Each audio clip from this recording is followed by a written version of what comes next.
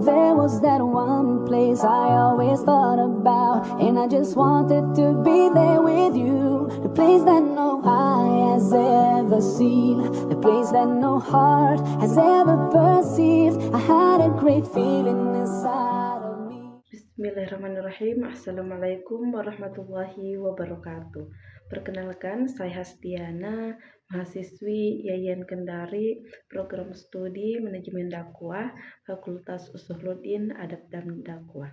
Nah, video kali ini saya memenuhi salah satu syarat ujian akhir semester 4, salah satu mata kuliah saya, yaitu mata kuliah Psikologi Dakwah. Di sini saya akan menjelaskan tentang pentingnya mengelola kesabaran sebagai anak kos mahasiswa di perantauan.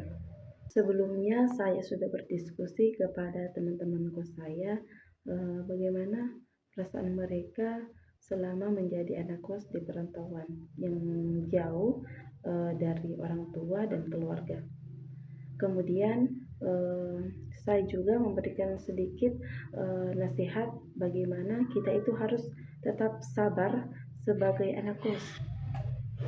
Kita semua pasti tahu menjadi anak kos mahasiswa di perantauan itu bukan perkara mudah. Jauh dari orang tua, jauh dari kenyamanan rumah, dan harus mandiri dalam segala hal. Ada banyak tantangan yang datang silih berganti. Namun dengan kesabaran itu, kita harus bisa menarik napas kita dalam-dalam, menenangkan diri kita, dan berpikir jernih, mencari solusi.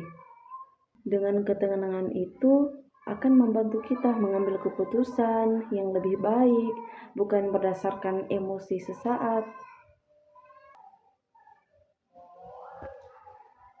Kemudian yang ketiga itu, dengan kesabaran itu akan memupuk rasa bersyukur kita atau rasa syukur kita. Terkadang kita selalu fokus pada kekurangan dan kesulitan yang ada. Nah, dengan bersabar kita belajar untuk melihat sisi lain. Kita belajar menghargai setiap rezeki, sekecil apapun, setiap bantuan dari teman, dan setiap kemudahan yang Allah berikan itu.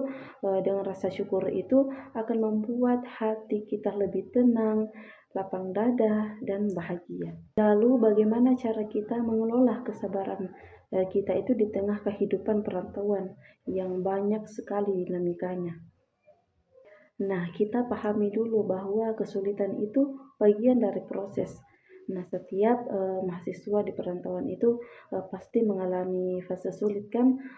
Anggaplah itu sebagai ujian yang akan menjadikan kita itu lebih kuat lagi.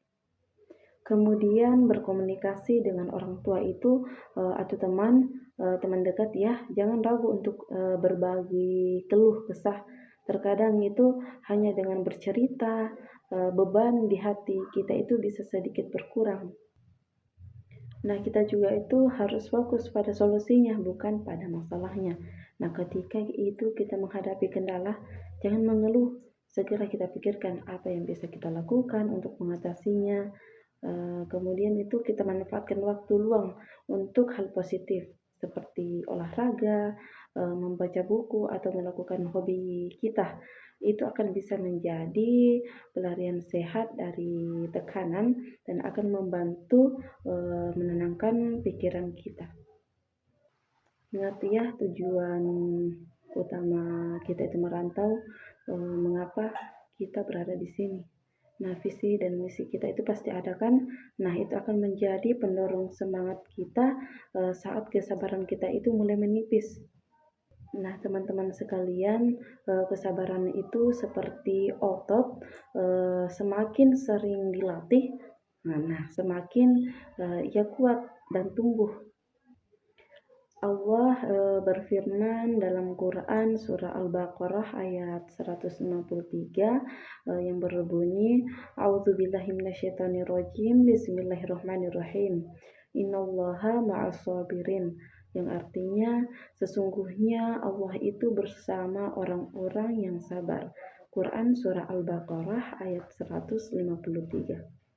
Nah, dengan kesabaran ini kita tidak hanya akan berhasil melewati masa perkuliahan ini, tetapi juga kita akan menjadi pribadi yang lebih matang lagi, yang lebih kuat, dan akan membuat kita siap menghadapi tantangan hidup di masa depan. Maka dari itu, ayo kita jadikan kesabaran kita itu sebagai sahabat terbaik dalam perjalanan kita menuntut ilmu di tanah perantauan ini. Jangan kita pernah merasa sendiri, karena Allah itu selalu bersama kita. Jadikan sabar itu sebagai kawan setia kita dalam setiap langkah kita. Yakinlah setelah kesulitan itu pasti ada kemudahan. Semoga Allah Subhanahu wa Ta'ala senantiasa memberikan kita kekuatan dan kesabaran kepada kita semua, khususnya kita ini para pejuang anak kos. Amin ya Allah, amin ya Rabbal Alamin. Itulah tadi penjelasan saya tentang pentingnya mengelola kesabaran sebagai anak kos, mahasiswi atau mahasiswa di perantauan. Semoga penjelasan yang saya bawakan semoga bermanfaat bagi kita semua. Semoga dapat kita terapkan. Saya minta maaf jika ada salah kata atau ucapan dari saya. Terima kasih banyak sebelumnya. Saya akhiri. Wabillahi taufiq wal hidayah. Wassalamualaikum warahmatullahi wabarakatuh. Dadah.